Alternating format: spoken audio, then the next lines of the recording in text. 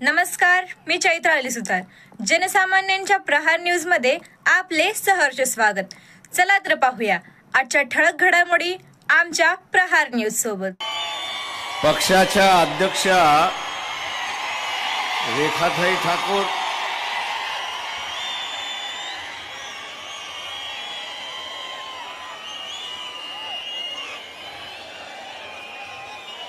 या जिल्ह्याच्या साऱ्या प्रभारी डॉक्टर कांतीताई सावंत संयोजक आहेत आजच्या कार्यक्रमाच्या. राज्याचे प्रवक्ते सोमनाथजी साळुंखे, फारुख अहमद,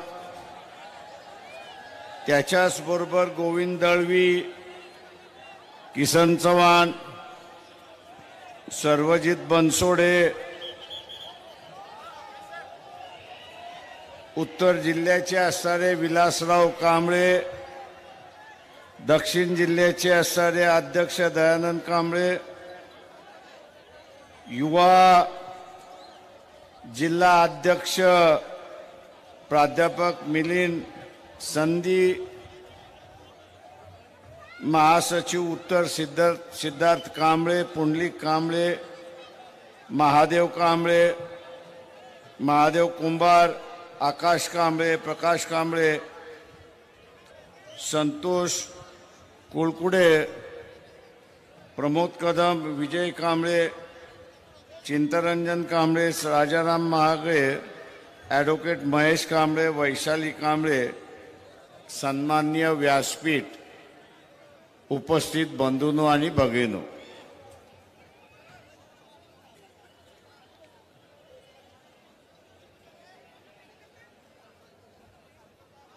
महाविकास आघाडीमधल्या चर्चेच्या संदर्भात मी आपल्या समोर या ठिकाणी बोलणार नाही.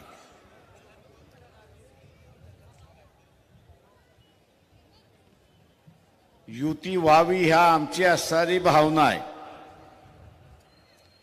पण एकमेकांच्या विरोधात कुरघोडी करणारे काँग्रेसवाले त्यांनी असं सांगावं की आतापर्यंत काँग्रेसचे जे अध्यक्ष आहेत त्यांच्यावरती ईडीची चौकशी आहे की नाही त्यांनी सांगावं. आणि ईडीची चौकशी असल्यामुळे ते भारतीय जनता पक्षाच्या विरोधात अजिबात भूमिका घेत नाही अशी परिस्थिती आहे. आणि आज ते आपल्याला शहाणपणा असं करायला निघाले की तुम्ही बीजेपीला मदत करणार आहात. अरे नालायकांनो, तुम्ही इलेक्शन लढू नका, आम्ही बीजेपीला झोपवल्याशिवाय राहणार नाही हे लक्षात घ्या.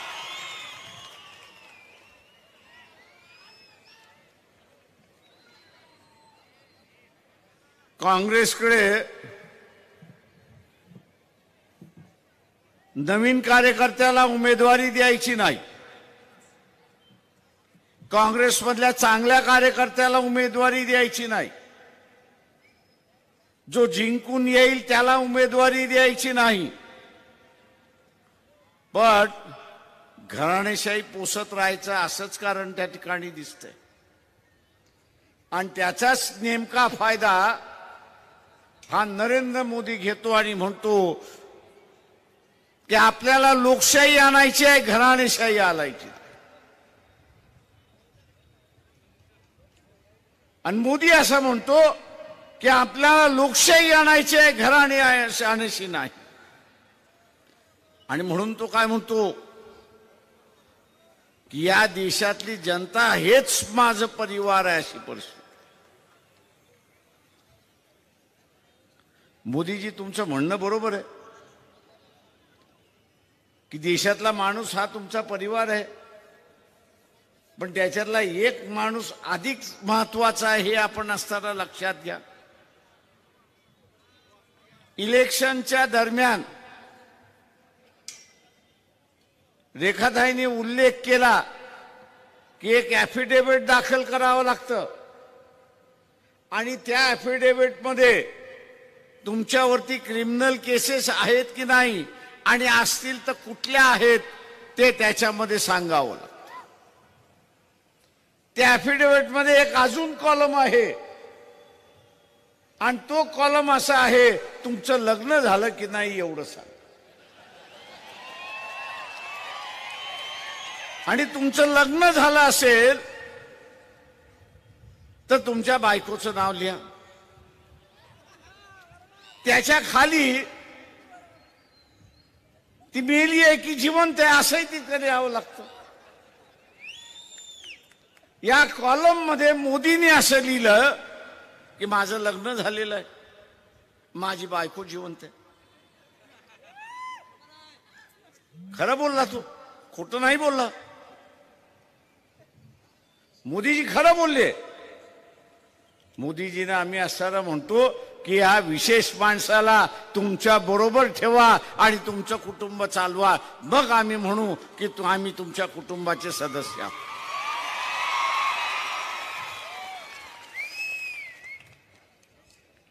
जी रीत आहे, प्रथा आहे, मी इथल्या सनातन हिंदुत्ववाद्यांना विचारतोय,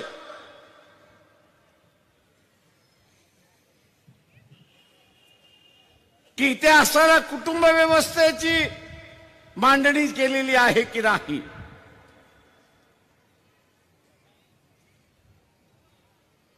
इथे असणारी कुटुंब व्यवस्थेची मांडणी केलेली आहे की नाही. तुम्ही सगळ्यांना हिंदू धर्म शिकवायला सांगता, संस्कृती शिकवायला सांगता. या कुटुंब व्यवस्थेमध्ये कुटुंबाने एकत्र राहिलं पाहिजे हे त्या ठिकाणी शिकवता. हे मोदींना का नाही शिकवत एवढं आम्हाला सांगा. हे सनातनवाद्यांनो, तुमची कुठल्या तोंडाने तुम्ही मतं मागायला जाणार आहात? कुठल्या तोंडाने तुम्ही मतं मागायला उद्या जाणार आहात? की जो माणूस कुटुंब व्यवस्था पाळत नाही, हिंदू संस्कृतीचा असणारा एक भाग पाळत नाही, त्याला पुन्हा मतदान द्या. कुठल्या तोंडाने तुम्ही मागणार आहात? मित्रो,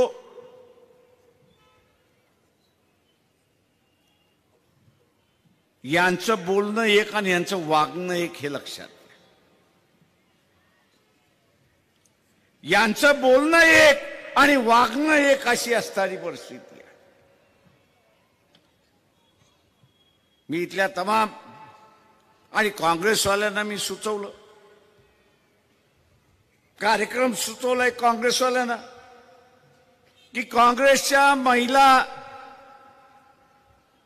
विंग आहे, पक्षाचं जे महिला विंग आहे त्याच्या अध्यक्षाने मोदींच्या घरासमोर धरणं द्यावी आणि त्यांना एवढंच म्हणावं की तुम्ही हिंदू संस्कृतीचे प्रचारक आहात, प्रचार करत आलात, हिंदूंना तुम्ही असताना एकत्र या असं सांगताय.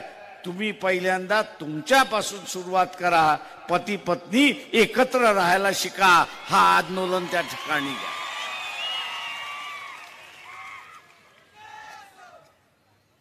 जे काँग्रेसवाले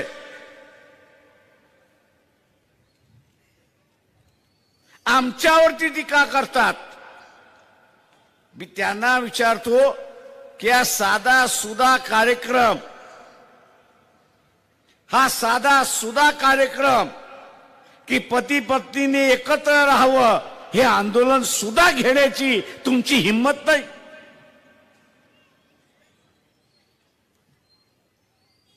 तुमची हिंमत नाही. आणि आज तुम्ही आम्हाला सांगायला लागलेला की बीजेपी बरोबर आपण लढलं पाहिजे. अरे पहिल्यांदा लढायला तर शिका आणि मग उपदेश करायला तर शिका.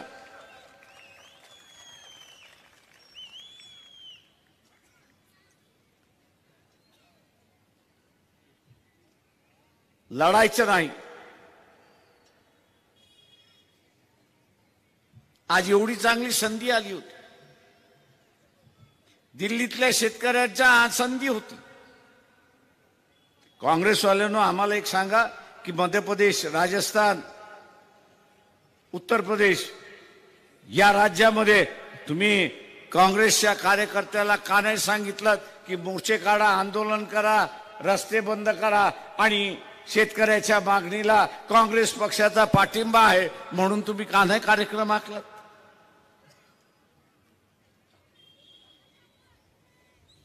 अरे हा देश वाचलेला आहे, तुटलेला नाही अजून.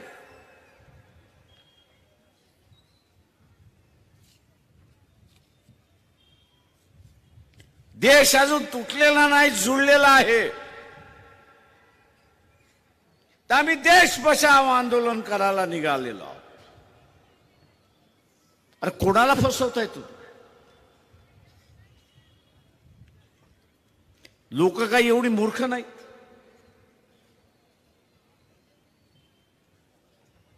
आज जे भारतीय जनता पक्षाचं सरकार आहे,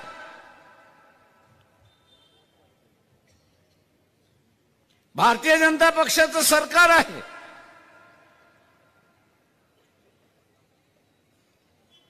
की जे संविधान तुडवायला निघाले, की जे पुन्हा चातुर्वर्ण्य आणायला निघालेला आहे,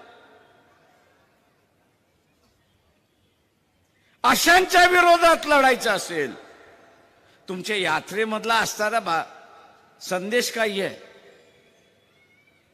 चातुर्वर्ण्याच्या विरोधातला संदेश, समतेच्या बाजूचा असणारा संदेश, शेतकऱ्यांच्या बाजूचा असणारा संदेश आहे. एक लाट उभी करण्याची संधी, एक लाट उभी करण्याची संधी त्या ठिकाणी आली होती, ती सोडून द्यायचं आणि जे मोदीच्या विरोधात लढतात आहेत त्यांच्याबद्दल शंका निर्माण करायच्या. एक तर मुख्यमंत्री तुमचा गेला, दुसरा मुख्यमंत्री राहिलाय, त्याला सुद्धा अजेंडा देण्यात आलेला आहे. काय अजेंडा? ते एकीमध्ये बिघाड कर. सांगण्यात आलेला एकीमध्ये बिघाड कर. तू एकीमध्ये बिघाड केलास तर मे जून मध्ये कुठला तरी गव्हर्नर म्हणून त्या ठिकाणी जाशील. काँग्रेसमध्ये असे बरेच सुपारी बहादूर आहेत हे आपण लक्षात घ्या.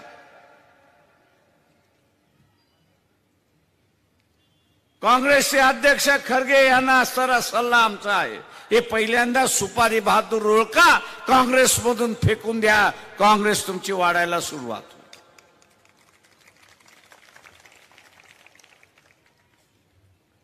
पण या सुपारी बहादुरांना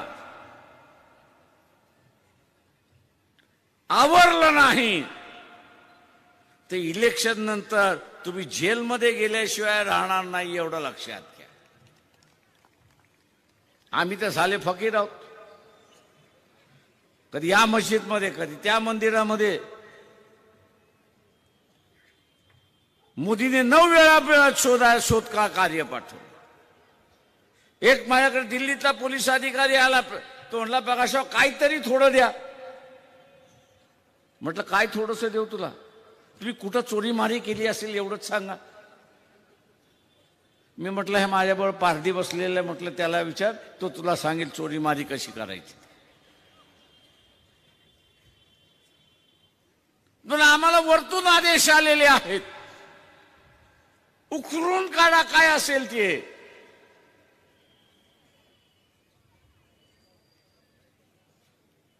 अरे म्हटलं माझ्याकडे आहे नाही तर तुला काय उखरून देऊ? म्हटलं माझी चळवळ मी चालवत नाही, लोक चालवतात. या सभेला आलेली लोक म्हटलं होतं लोकच स्वतः येतात. आलेल्या कोणीतरी स्टेज बांधून देतो, कोणीतरी माईक देतो, कोणीतरी पोस्टर काढतं, कोणीतरी फ्लेक्स काढतं. अशा रीतीने आमची चळवळ चाललेली आहे. आणि तुला का कुठून देऊ? तो म्हटला माझी नोकरी जाईल. म्हटलं ये माझ्याकडे जागा खाली आहे.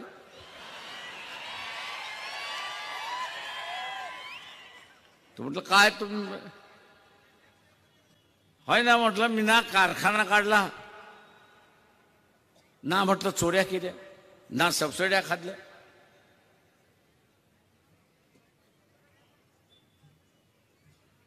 आणि म्हणून काँग्रेसवाल्यांना सांगतो, थाटपणे आम्ही असणारा मोदीला पाहिजे ते बोलू शकतो.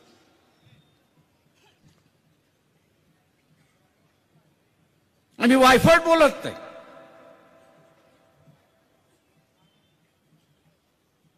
चुकीचं काही बोलत नाही. आधार देऊन त्यांना असणारा बोलत असतो.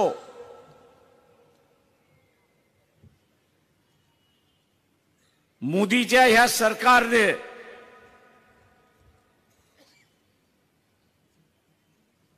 इथल्या एअरफोर्सची वाट लागली हे आपण असणारं लक्षात घ्या. मनमोहन सिंगच्या कालावधीमध्ये 135 राफेल विमानं विकत घ्यायची होती फ्रेंच सरकारमधनं. आणि आपण मध्यंतरी बातमी ऐकली असेल की रशियाकडून आलेले MiG-21 आता यापुढे चालणार नाही, त्यांचं आयुष्य संपलेलं आहे.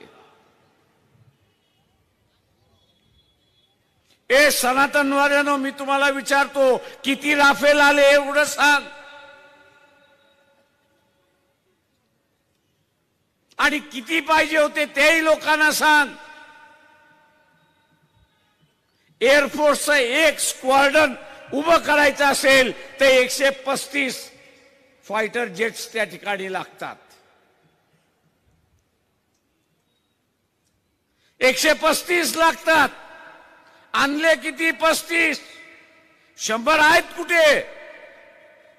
तर मोदींनी त्यावेळेस सांगितलं की हा अंबानी, अनिल अंबानी आहे, तो आपल्याला आणून देईल. 10 वर्ष होत आले. मोदी, पहिल्यांदा सांग की उरलेले 100 विमानं येणार कधी? आणि ते एअरफोर्स वाले त्याची वाट बघतात. हा जो खोकला करणारा आहे, सैन्याला खोकला करणारा असणारा जो पंतप्रधान आहे, सनातनवाद्यांनो, तुम्ही या देशाचं संरक्षण कसं करणार? तलवारीचा कालखंड संपला, लाकडाचा कालखंड संपला, आता मारा हवाईतून होतो. तुमच्याकडे हवाईच नसेल तर तुम्ही काय करणार?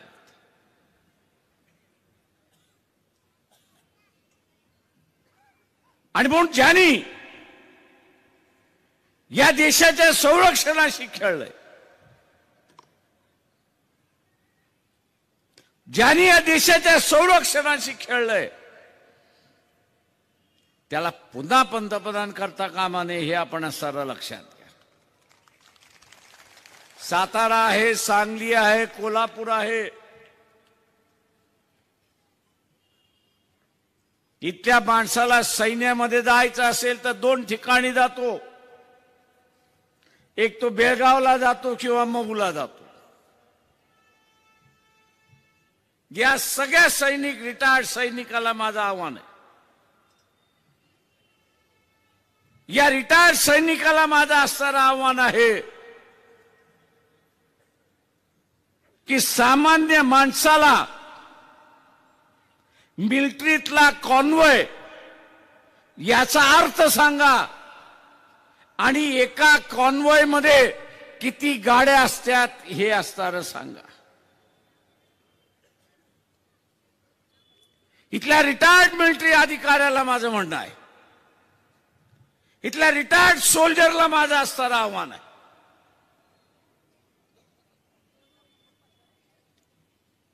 की आर्मी मध्ये असताना कॉन्वॉय मध्ये तुम्ही गेलेला आहात.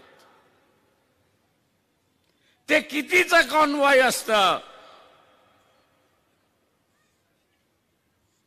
आणि तेवढ्याच गाड्या त्या कॉन्वॉय मध्ये का ठेवतात? याचं प्रशिक्षण सर्वसामान्य माणसाला द्या, याची माहिती सर्वसामान्य माणसाला द्या. आणि मग पुलवामा मध्ये ते का केलं नाही? उत्तर प्रदेशमध्ये आम्ही ज्यावेळेस 90 साली 80 साली फिरत होतो, संध्याकाळी 7 नंतर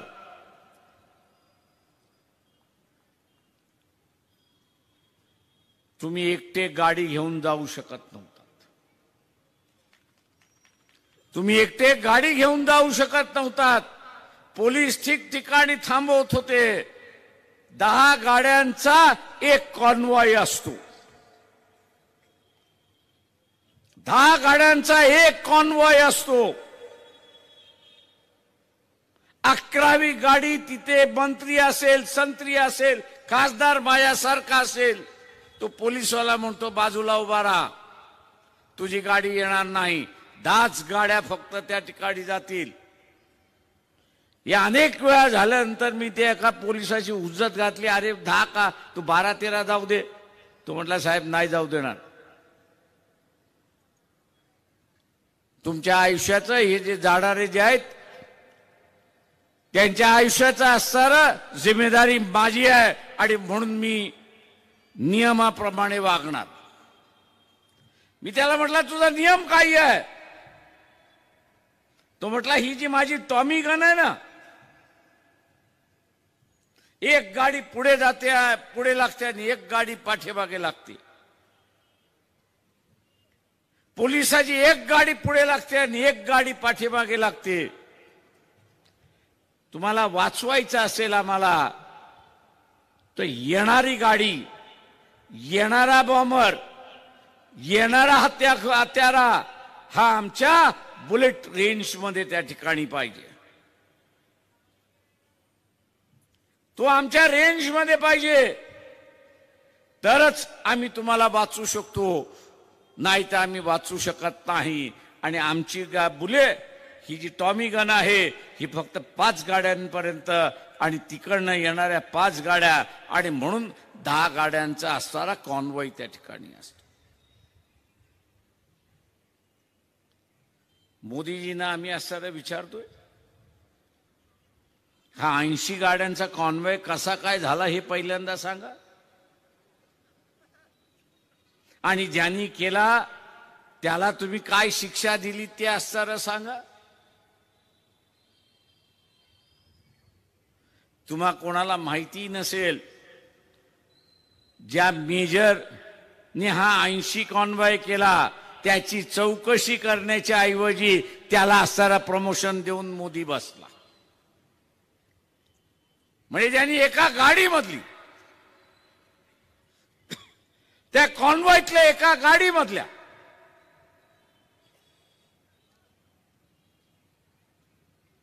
सोल्जरला मारून टाकलं. त्याची चौकशी होऊन गुन्हा निश्चित झाला पाहिजे होता. तो गुन्हा निश्चित होण्याच्या ऐवजी मोदीच्या सरकारने त्याला बक्षीस म्हणून प्रमोशन दिलं, अशी असणारी परिस्थिती. सनातनवाद्यांनो, हे माझं खोटं असेल उद्याच या स्टेजवरती आणि सांगा हे खोटं आहे. आणि मग तो मेजर कोण होता, त्याचं नाव, त्याचा हुद्दा आणि त्याला कुठे प्रमोशन दिला याची सगळी माहिती मी आपल्याला असताना देतो.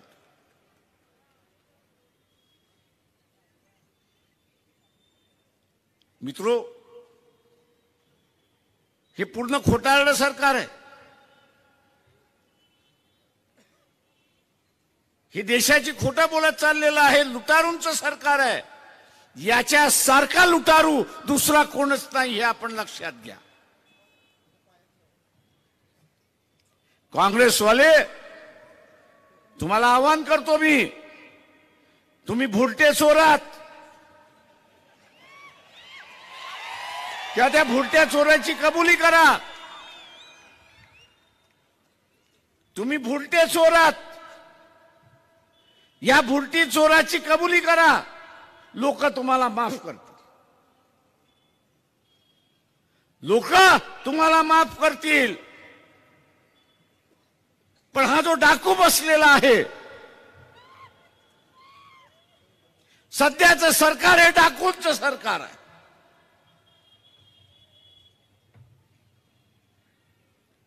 सध्याचं सरकार हे डाकूंचं सरकार. यांनी 10 वर्षाच्या कालावधीमध्ये काय केलं? यांनी 10 वर्ष म्हणजे 2014 ते 2024 मध्ये यांनी काय केलं? तर यांनी देशावरचं कर्ज जे 24 रुपयाचं होतं, 100रातले 24 रुपयाचं कर्ज जे होतं, या डाकू सरकारने हे कर्ज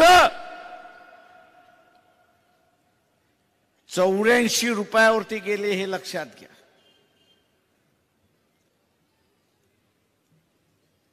पन्नास पासून ते 2014 पर्यंत या देशावरती कर्ज 24 रुपयाचं होतं. 2014 ते 2024 या कालावधीमध्ये यांनी 24 रुपयावरनं कर्ज 84 रुपयावरती घेऊन गेले. 84 रुपयावरती घेऊन गेले आणि जागतिक बँकेने मागच्या महिन्यामध्ये एक अहवाल दिला आणि भारताला वॉर्निंग दिली. काय वॉर्निंग दिली? दुबईला आता फक्त 16 रुपयाचं कर्ज बाकी आहे.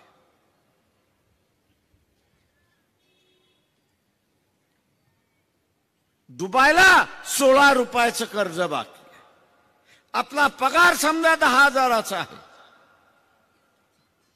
आपला पगार समजा 10,000चा आहे आणि बँकेचं 10,000चा हप्ता भरायचा असेल तर आपला पगार हप्ता भरायला गेला, आपली चूल पेटणार आहे का? आपण चूल पेटवू शकतो का? आपण चूल पेटवू शकतो का? मोदीला पुन्हा या सनातनवाद्यांनो तुम्ही सत्तेवरती आणलं तर लक्षात घ्या, 10 वर्षामध्ये प्रत्येक वर्षाला 12 रुपयाने कर्ज वाढलं. 2024च्या निवडणुका संपल्या, 2026ला हा 100 रुपयाचं कर्ज करेल, आपल्याला डुबेल आणि मग म्हणेल मी चाललो आता संन्यासाला, आता मी हिमालयात जाऊन त्या ठिकाणी बसतो. हिमालयात जाण्याची गोष्ट पंतप्रधान करतोय की न करतोय? तो तुम्हाला डुबून जाण्याचं का प्लॅन करून चाललाय एवढं लक्षात घ्या. तो देशाला डुबून चाललेला एवढं लक्षात घ्या. अशा ह्या डुबवणाऱ्या पंतप्रधानाला पुन्हा संधी द्यायची का याचं ठरवण्याची वेळ आलेली आहे, हे आपण लक्षात घ्या. इचलकरंजी सारखं शहर,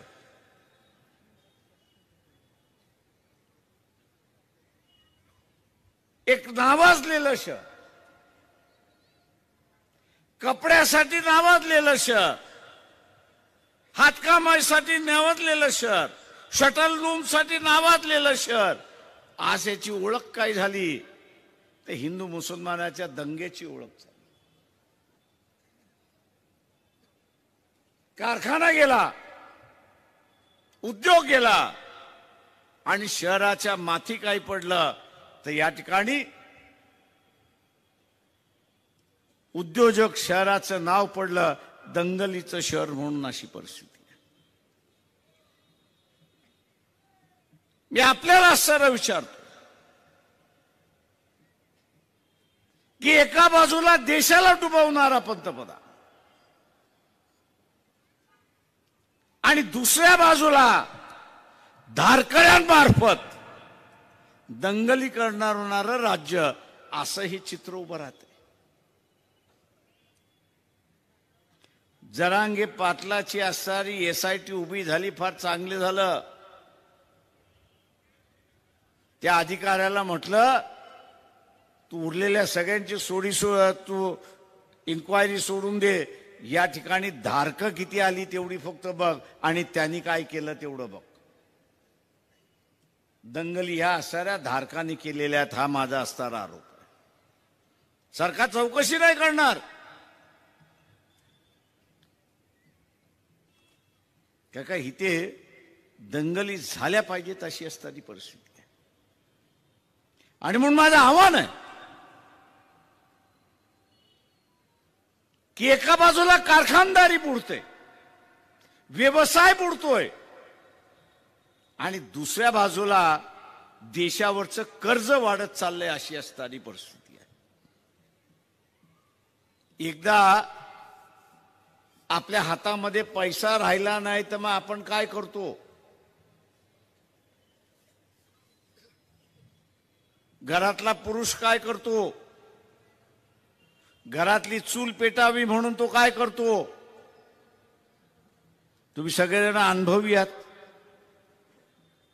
बोललात तर मोकळं होईल, डोक्यामध्ये थोडं तरी बसायला सुरुवात होईल.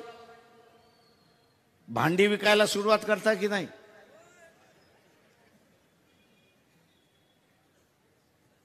एखादा पियाला, एखादं टोप, एखादी कढई, आणि ते संपलं की मग घरातलं फर्निचर, घरातलं फर्निचर संपलं की मग घर, आणि घर संपलं तर मग कुठे? तर रस्त्यावरती.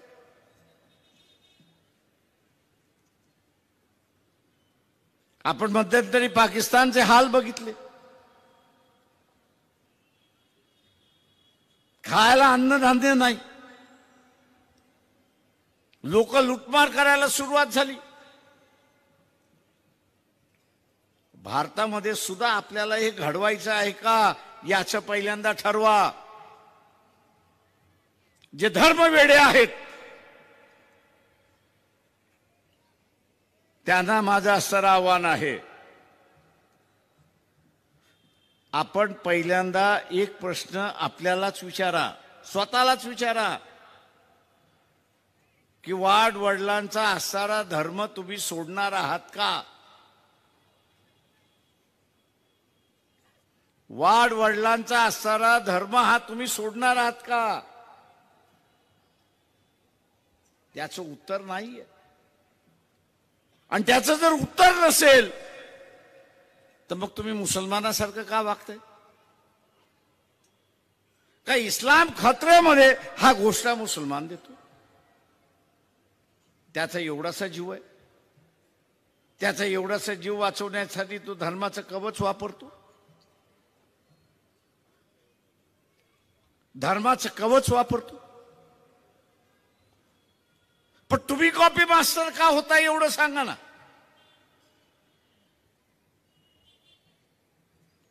धर्म खतरे में है, आता बीजेपी आपल्याला वाचवेल. अरे कोणापासून वाचवणार?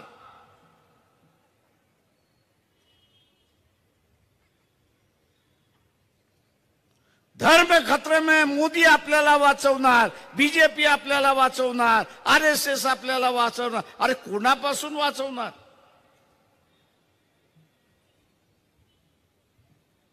या देशाचा चीफ जस्टिस असेल, या देशाचे असणारे आर्मीचे प्रमुख असतील, या देशाचा असणारा पंतप्रधान असेल, गृहमंत्री असेल, हा आपल्याच धर्मामध्ये,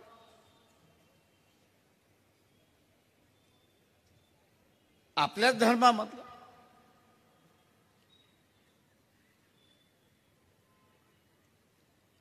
आणि मग हा जो गैरप्रचार चालला, अपप्रचार चालला, धर्माच्या नावाचे अफूची गोळी जी दिल्या जाते त्याच्यापासून सावध राहा.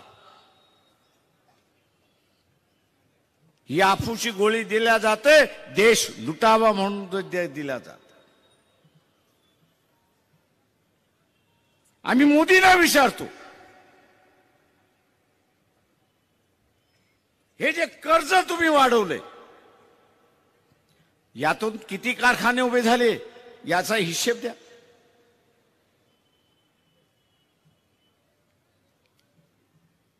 याचा हिशेब द्या. तुम्ही एवढं कर्ज काढलं, त्याचा वापर कुठे केला ह्याचा हिशेब द्या.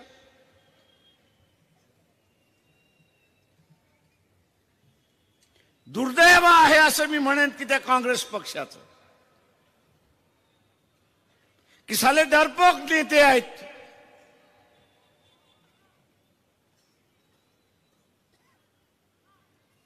डरपोक नेते आहेत. शासनाची आकडेवारी फक्त त्यांना वाचायची आहे.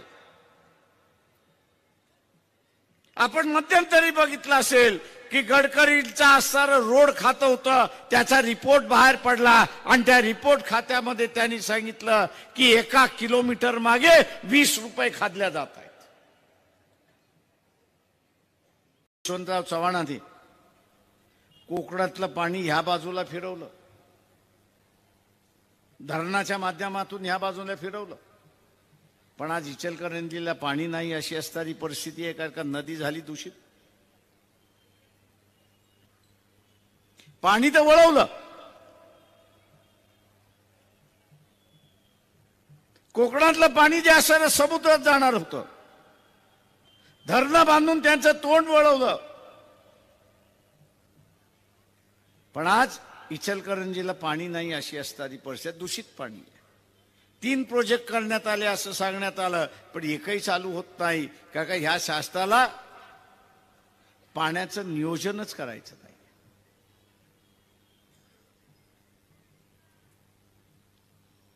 दरवर्षी आपण बघत असाल की कोल्हापूर जिल्ह्यामध्ये पूर येतो. कारण का तर आलमायटीवाले पाणीच घ्यायला तयार नाही. आलमायटीवाल्या कर्नाटकांना विचारलं, अरे बाबा तुम्ही का पाणी सोडत नाही, तर ते म्हणतात तेलंगणा घ्यायला तयार नाही. तेलंगणा विचारलं काय, तर ते म्हणतात आंध्रामधले घ्यायला तयार नाही. याच्या वरचा असणारा तोडगा बाबासाहेबांनी काढला होता. ते म्हटले नद्यांची मालकी ही राज्याची मालकी असता कामा नये. नद्यांची मालकी ही राज्याची मालकी असता कामा नये. नद्यांची मालकी ही केंद्राची मालकी असली पाहिजे. म्हणजे पाणी किती अडवायचं, किती सोडायचं आणि कुठल्या राज्याला द्यायचा हा निर्णय त्या ठिकाणी झाला. एका बाजूला ऑगस्ट सप्टेंबर या 2 महिन्यामध्ये 15-15 फूट पाणी दिसतं.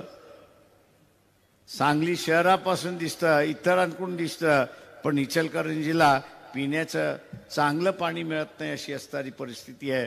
हे नियोजनाचा अभाव आहे, आपण लक्षात घ्या. मोदींना आम्ही असणारं विचारतो, तुम्ही 24 रुपयाचं कर्ज आमचं असणारं 84 रुपयावरती घेऊन गेलात, त्याचं नियोजन काय केलं तर आम्हाला सांगा. तुम्ही आम्हाला असणारं सांगा. पण मोदी सांगायला तयार नाहीत. आणि अशा या बेजबाबदार पंतप्रधानाला पुन्हा संधी आपण देता कामा नये आणि ती आपण देणार नाही ही अपेक्षा मी आपल्या सगळ्यांकडून बाळगतो आणि आपली असणारी रजा घेतो. जय भीम, जय भारत.